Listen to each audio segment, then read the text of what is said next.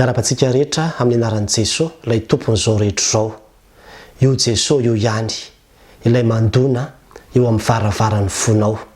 Izay indray avana no lohatenin'ity vidéo manaraka ity. Ny bokin'ny Apokalypsy no boky farany amin'ny Baiboly. Ary io boky io dia tsy natao hampitahorana ny kristianina akory, fa tena boky natao hampahirezana ny kristianina satria tamin'ny fotoana izay nanoratana io boky io dia tena niatrikady fanenjehana mahivaivay ny kristianina tamin'izany fotoana izany ary saika maty martyra daholo dia namen'Andriamanitra nosoratana io boky io mba hahatonga ny kristianina ahery miatrika an'izany vanim-potoana sarotra lalovan'izy ireo zany. Satria nahoana ny votoatin'io boky io dia maneho amintsika ny amin'ny fahalebiazan'i Jesoa Kristy, ny fiandrianany, ny fahatsarany, ny voninahiny sy ny famirapiratany. Izany no asehon'io boky io. Ka ny zavatra rehefa hitanao ny fahatsarany dia mifikitra amin'iny ianao ary vitanao mihitsy ny hoe manao fiveriny ainao ary raha hitanao ny fahalebiazan'ny zavatra anankiray. Ka izay no aseho ao anatin'io bokin'ny Apokalypsy io amin'ny ankapobeny. Ary raha mijery fotsiny izao tsika ohatra any amin'ny toko 5 izay miresaka ny hoe ny nanomahana ny tompo-kase. Nisy tompo-kase anankifito tamina oronam-boky anankiray. Dia rehefa nijerevana ao amin'ny 7 dia ozy izy Jaona manao hoe tsy nisy hita ozy izy tany an-danitra na tetỳ an-tany na tany ambanin'ny tany na asokatra ny boky na nahajery azy. Zany hoe tsy hita mihitsy hoe iza zany nanokatra ny boky io, iza na afaka mijery an'io satria fa ilay boky dia hitany.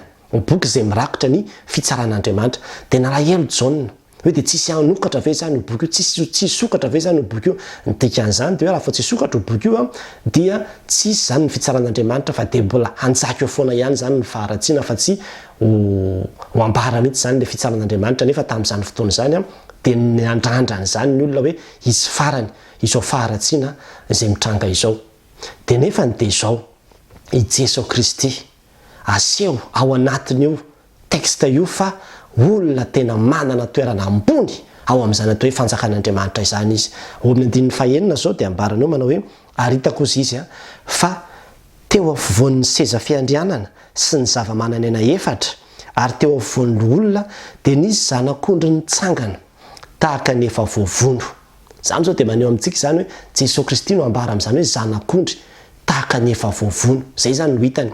Ary Jesoa Kristy ilay ambarany tenin'Andriamanitra ny amin'ny toko 1 hoe zanak'ondrin'Andriamanitra izay manaisotra ny fahotany zao tontolo zao. Izy ilay zanak'ondry izay novonoana. Ka ny dikany hoe teo afovoany dia maneho hoe fahalebiazana zany hoe izy zany ny centre. Teo amin'ny seza fiandrianan'Andriamanitra dia teo afovoany teo izy. Teo amin'ny seza fiandrianan'Andriamanitra nisy zava-mananaina efatra teo, nisy olona efatra amby 20 teo. Reo izay samy tsisy nanana ny hoe mendrika hoe handray an'ilay boky na hanokatra an'ilay boky fa Jesoa Kristy no teo afovoan'ireo. Ao amin'ny fanjakan'Andriamanitra ao zany ravana dia tadidio tsara fa Jesoa Kristy dia eo afovoany, manana anjara toerana lehibe amin'izany fanjakan'Andriamanitra izany izy. Centre, raha izay nazo ilazana azy, centre n'izany atao hoe fanjakan'Andriamanitra izany Jesoa Kristy. Ary avy eo dia mbola tohizany hoe io zanak'ondry izy dia manana tandroka 7. Ny tandroka moa amin'ny bokin'ny Apokalypsy dia entina milaza fahefana. Ary ny dikan'izany dia hoe le 7 fahafenoana. Zany hoe io zanak'ondry io dia manana ny fahefana rehetra. Ary zay no nahatonga azy iteny manao hoe fanomena ny fahefana rehetra any an-danitra sy aty an-tany. Dia avy eo koa manana maso 7 koa. Zay no nahitany Jaona azy. Ny maso indray dia entina milaza fahalalana ao amin'ny bokin'ny Apokalypsy. Ka le hoe fahalalana zany dia misy hoe 7 miaraka aminy dia entina amin'izay hoe fahafenoana fahalalana. Zany hoe izy zany manana ny fahafenoana ny fahefana ary fahafenoana amin'ny fahalalana. Zany maneho antsika ny fahatsarany Jesoa Kristy sahady zany. Dia manana ny fanahy 7 izy izay miasa amin'ny tany rehetra, ny raha anakany amin'ny tany rehetra. Izy ny miazona an'izany, izy ny commanditaire an'izany, miainga avy aminy daholo ny fanahy rehetra izay miasa eny amin'ny tany rehetra. Ny fanahy tsara moa zany mazava ho azy. Dia avy eo koa avy eo amin'ny 7 ary tonga izy dia nandray ny boky teo an-tanany ankavanan'ilay mipetraka teo ambonin'ny seza fiandrianana. Izy zany nandray an'ilay boky. Izy zany no hamahy an'ireo tompo-kase anankifito ireo. Dia ny dikan'izany hoe izy zany no mendrika. Nambaro ambany mihitsy ao amin'ny 7 hoe ianao no mendrika haka ny boky io izy sy hamany tompo-kaseny. Zany maneho amintsika fa tena manana anjara toerana lehibe ao amin'ny fanjakan'Andriamanitra Jesoa Kristy ary tena tsara Jesoa Kristy io. Dia avy eo dia mbola toy ihany ny tantara satria ary rehefa nandray boky izy ny zava-mananaina efatra ozy izy sy ny lolona efatra amby 20 dia ninkohaka teo anatrehany zanak'ondry. Zany hoe any an-danitra any zany dia misy koa eo amin'ny seza fiandrianan'Andriamanitra eo misy zava-mananaina, zany hoe eo akaikin'Andriamanitra eo. Kanefa zao ireo koa dia miankohaka, mitsoka, manome voninahitra an Jesosy Kristy. Ary aveo ara toy izany eo ambanimbany ao fa tena analinalina mihitsiny. Maro tsy voatanisa ny anjely zay miankohaka, miondrika, manome voninahitra an Jesosy Kristy any an-danitra any. Zany ny zavatra hitan'ny Jaona tamin'ny fahitana. Dia aveo reo ny hira, nanao firam-baovao reo, zany hoe nankalaza, nanome voninahitra an Jesosy Kristy reo. Tsy eo ihany ry havana, texte kely fotsiny zay niraisiko zay anehoana amintsika hoe tena lehibe Jesosy Kristy. Fa ny Apokalypsy iray manontolo mihitsy. Raha jerevantsika zao ny mitoko voalohany dia hitantsika. Vao manomboka fotsiny io mitoko andininy faefatra toy izy manao hoe ho aminareo ny fahasoavana ozy izy sy ny fiadanana avy amin'ilay ankehitriny sy taloha ary ho avy, dia avy amin'ny fanafito izay eo anoloany ny seza fiandrianany ary avy amin'ny Jesosy Kristy vavolombelona marina, lahy matoa amin'ny maty ary lehibe ny mpanjaka ny tany. Zany no anarana anehoana an Jesosy Kristy any amin'ny fiandohany, lahy matoa ny maty, lehibe ny mpanjaka ny tany, vavolombelona marina. Dia aveo dia tsy mijanona fa rehefa miresaka izy any amin'ny toko faharoa sy ny toko fahatelo ny amin'ny taratasy nomena amin'ny fiangonana fito dia miatomboka foana amin'ny fanambarana an Jesosy Kristy ilay izy. Satria eo amin'ny toko faharoa zany zao ny 1 dia manao hoe izao ny lazain'ilay mihazona ny kintana fito eny an-tanany ankavanana sady mandeha eo afovoany ny fanaovanjiry volamena fito. Jesoa nambara amin'izany ilay teninina teo hoe centre, sady mihazona ny kintana fito izy eny an-tanany ankavanana no mandeha eo anoloany ny fanaovanjiry volamena fito. Mbola misy dikany be daholo zany. Aveo koa amin'ny toko faharoa ihany amin'ny 19 izao ny lazain'ilay voalohany sy farany izay efa maty nefa velona indray. Jesoa nambara amin'izany hoe efa maty nefa velona indray zany izy ilay voalohany sy farany, alpha sy omega. Mbola tsy nisy akory zao rehetrarehetra zao dia efa teo izy. Ary ambarany eo koa amin'ny 12 izao ny lazain'ilay manana sabatra roa lela maranitra. Zany koa Jesosy Kristy nanambarana azy eo amin'ny toko faharoa ihany 17 izao ny lazain'ilay zanak'Andriamanitra izay manana maso toy ny lelafo ary ny tongony tahaka ny varahina manganoano.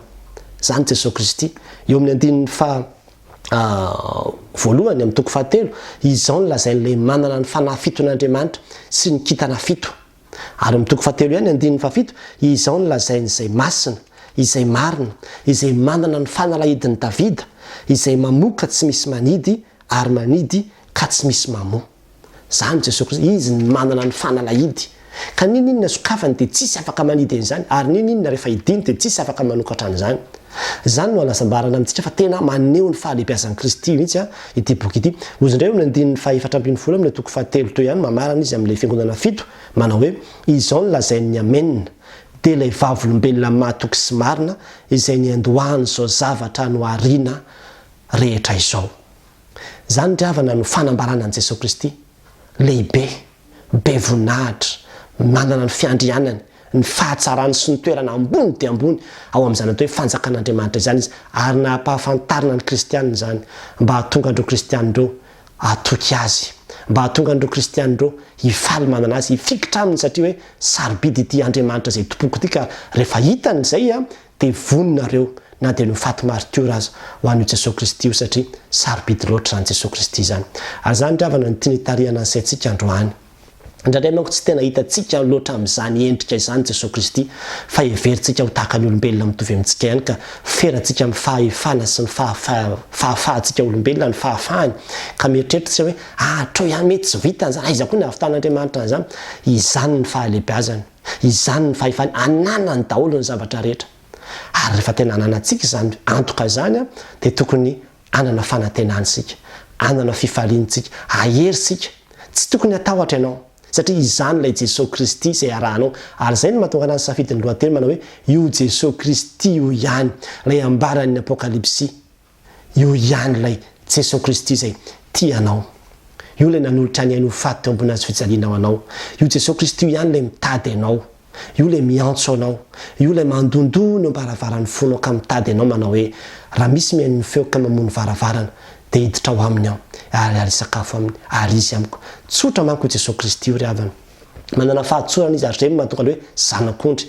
Ny zanak'ondry dia entina milazana hoe innocence zavatra tsotra malemy fanahy nefa dia tsy manova ny heriny sy ny fahalebiazany zany a novonoana izy zany hoe niaritra izy ary zay ny mahatonga ny hoe io fahatsorana io no ahafahany manantona atsika mitady atsika miandry atsika ary izy no mbola mandefa an'izao teny zao hampaherezana anao amin'izao ora sy minitra izao io Jesoa Kristy izay ambaran'ny Apokalypsy io tsy miova ny heriny fa mbola izany hatrany izy hatramin'izao nahoana ny matahotra ny fahavalo izay eo anoloanao ary zany mihitsy nambara manao hoe ity amin'izao tontolo izao no ahitana reo fahoriana ozy izy nefa matoky za jerena izaho efa naharesy zao tontolo zao izaho efa naharesy zao tontolo zao izy izy io Jesoa Kristy io ihany ry havana no tena hoe fiainana ary manantona anao mihitsy le fiainana fa tsy tadiavinao intsony ka amin'ity ity asa la ny andro mitady zavatra hafa ny mampalahelo manko dia zao hoe mitady fiainana ny olona fa ny mifahafatesana izy mitady izany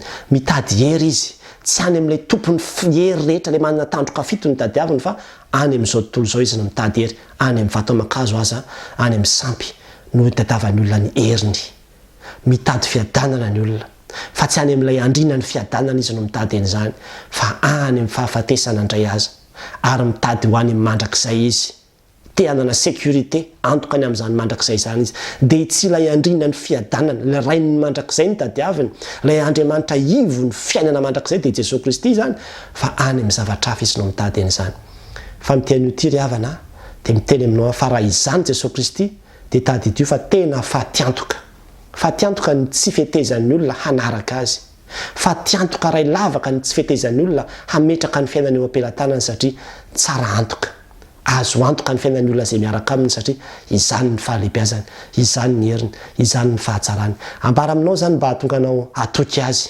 hahatonga anao hifikitra aminy hahatonga anao tsy hiala aminy satria tsara Jesosy tsika io tena tsara izy ary izany fahatsarany zany natao ho anao koa zany satria tonga izy tsy hoe ampiderany fahatsarany aminao fotsiny fa tena tonga mihitsy izy te aneo an'izany fahatsarany zany eo amin'ny fiainanao ka mitian'io ity dia meteza anaiky fa mety hatramin'izay ianao nieritreritra hoe zany Jesoa Kristy zany tsy ilaiko zany vitako no mitondra ny fiainako fa matiantoka ianao raha misy olona manana an'izany hery tsy fahefana rehetrarehetra zany manantona anao sy mitady anao nefa ianao indray no miavinavina meteza anantona fotsiny satria matoa izy mitady anao dia tianao izy atolory azy ny fiainanao atolory azy ny fonao dia meteza hiteny amin'ity an'io ty manao hoe Jesoa manaiky anao miankohaka eto anatrianao midaraboka satria lehibe loatra ianao tsara ianao tsy voatery ho hitanao eo amin'ny fiainanao ny voninahiny sy ny rehetrarehetra ho ampahitany anao ihany zany fa efa ambarina anatin'ny soratra masina zany ary efa hitantsika zany ato anatin'ny tenin'Andriamanitra mbola vao nitoko voalohany hatramin'ny toko 5 vao niresahako teo fa raha vakino ny Apokalypsy iray manontolo dia ho gaga ianao mahita hoe ay ve izany ity Jesoa Kristy zay arahako ity dia ho hitanao fa ho tianao izy ary hifikitra aminy ianao satria tsara Jesoa ary zany fahatsarany zany natao atsika ihany koa an'Andriamanitra rirany ny voninahitra mahereza ry havana aza miala amin'Andriamanitra amen